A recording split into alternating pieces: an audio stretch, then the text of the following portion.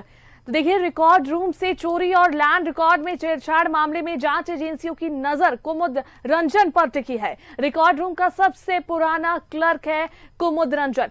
कई वर्षों से रांची रिकॉर्ड रूम में कुमुद रंजन जमा है। शक के दायरे में कुमुद की गतिविधियां देखने को मिली थी। एनआईसी के साथ मिलकर जमीनों के दस्तावेज में छेड़छाड़ करने का शक है। दलालों के साथ मिलकर जमीनों की नेचर बदलने का आरोप।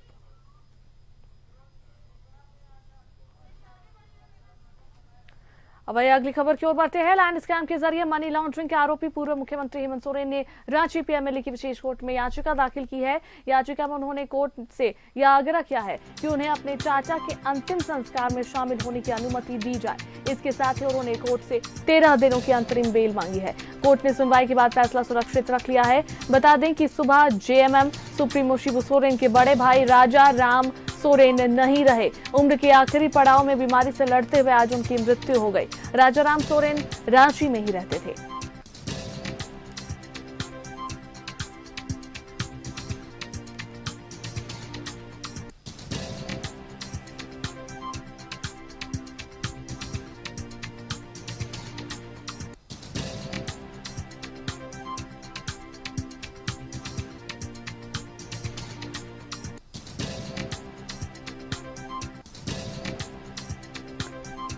तो देखिए, हेमंत सोरेन ने ईडी कोर्ट से 13 दिन के लिए अंतरिम बेल देने की गुहार लगाई। बड़े चाचा के निधन को वजह बताई है। सुनवाई के बाद कोर्ट ने फैसला सुरक्षित रख लिया है।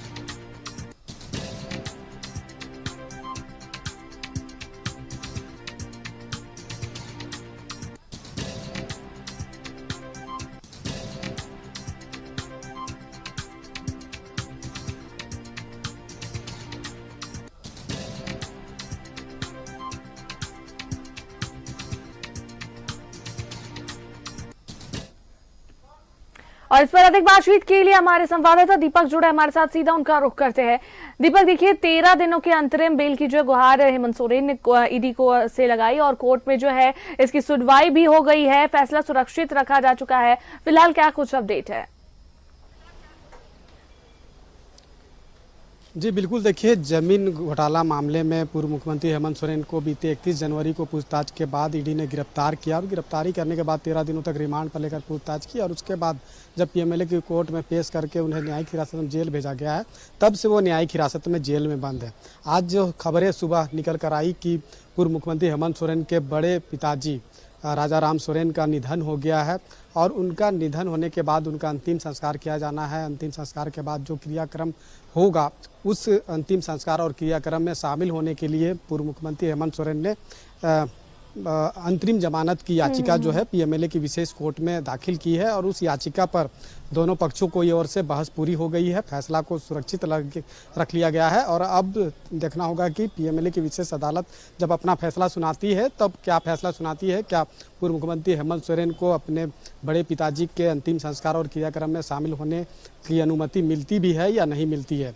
लेकिन जिस तरह से यह पूरा जमीन फर्जीवाड़ा से संबंधित मामले को लेकर के ईडी ने बड़ी कार्रवाई की है और एक कह सकते हैं 2.5-3 माह लगभग होने को है कि पूर्व मुख्यमंत्री हेमंत सोरेन सलाखों के पीछे है, जेल में बंद है। और बड़गाई अंचल के अधीन जो डीएवी बरियातू स्कूल के पीछे 8 एकड़ 46 डिसमिल जमीन पर कब्जा करने का जो आरोप है वो ईडी के तरफ से पूर्व मुख्यमंत्री हेमंत सोरेन पर लगाया गया है और इसको लेकर के बार बार एक के बाद एक 10 समन भी किया गया था पूर्व मुख्यमंत्री हेमंत सोरेन को और 8वें समन पर 20 जनवरी को पूछताछ हुई थी और 10वें समन पर 31 जनवरी को पूछताछ हुई थी, जिसके बाद गिरफ्तार किया गया।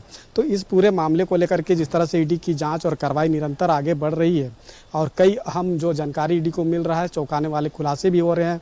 चूँकि बीते 16 अप्रैल को हमने देखा कि किस तरह से जो ईडी ने जो है एक बड़ी कार्रवाई की है जेएमएम नेता अंतु तिर्की, बड़गाई जो जमीन कारोबारी है विपिन सिंह, प्रिय रंजन सहाय और रिसाद अख्तर को भी ईडी ने जो है कि छापेमारी की और उसके बाद हिरासत में लेकर पूछताछ की, जिसके बाद गिरफ्तार किया गया और उन सभी को जो है ईडी ने रिमांड पर लेकर पूछताछ कर रही है। तो इसी मामले में जो है अफसर अली, जिसे प्रोडक्शन रिमांड पर लेकर के ईडी ने रिमांड पर ली है और पूछताछ कर रही है। तो जिस तरह से ईडी लगातार पूछताछ कर रही है और कार्रवाई कर रही है, कई अहम जानकारी भी ईडी को मिल रहा है। और ज़मीन फर्जीवाड़ा का जो एक सिंडिकेट राजधानी रांची में काम कर रहा था, उसका भी कहीं ना कहीं शिकंजा जो कसने का काम है वो ईडी के द्वारा किया गया।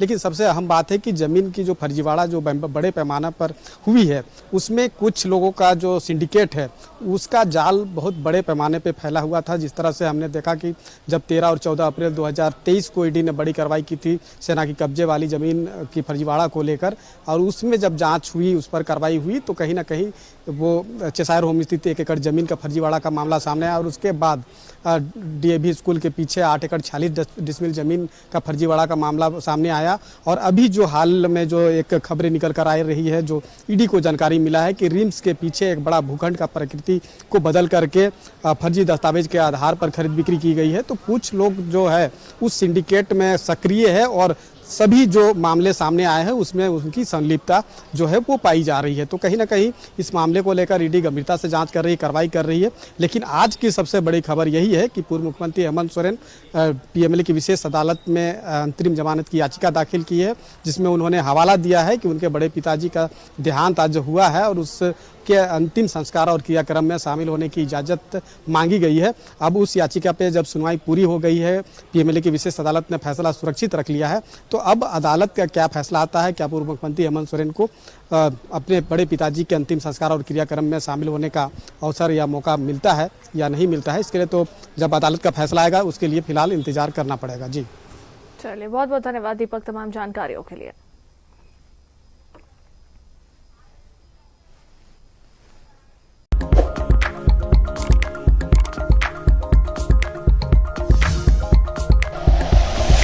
Like and share videos, subscribe करें हमारा चैनल और प्रेस करें बेल आइकॉन। न्यूज़ 11 भारत, सच है तो दिखेगा।